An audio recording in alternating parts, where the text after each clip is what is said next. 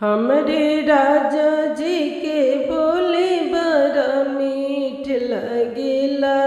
हमरे सैया जी के बोली बड़ा मीठ लगेला। जैसी दूध के मिठाई रसमलाई लगेला। जैसी दूध के मिठाई रसमलाई लगेला। हमरा सास जी के बोले बड़ा तीत लगेला। हमरे सास जी के बोले बड़े तीत लगेला। जैसी सूखल मरीचइया तितैया लगेला। जैसी सूखल मरीचइया तितैया लगेला। हमरे राजा जी के बोलिया बड़ा मीठ लगेला। हमरे सैया जी के बोलिया बड़ा मीठ लगेला। जैसी दूध के मिठाई रसमलाई लगेला।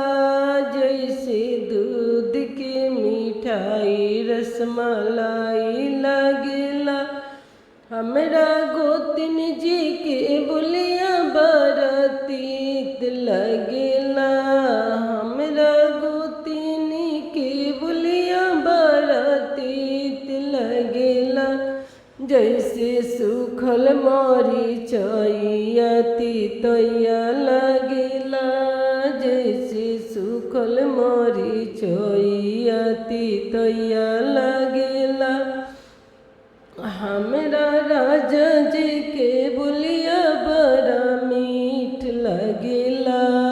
हमरे राजा जी के बोलिया बड़ा मीठ लगेला। जैसे दूध के मिठाई रसमलाई लगेला।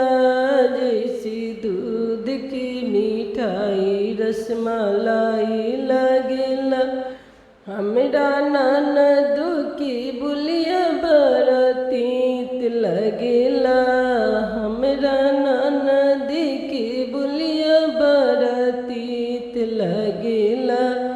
जैसे सूखल मरीचइया तितैया लगेला।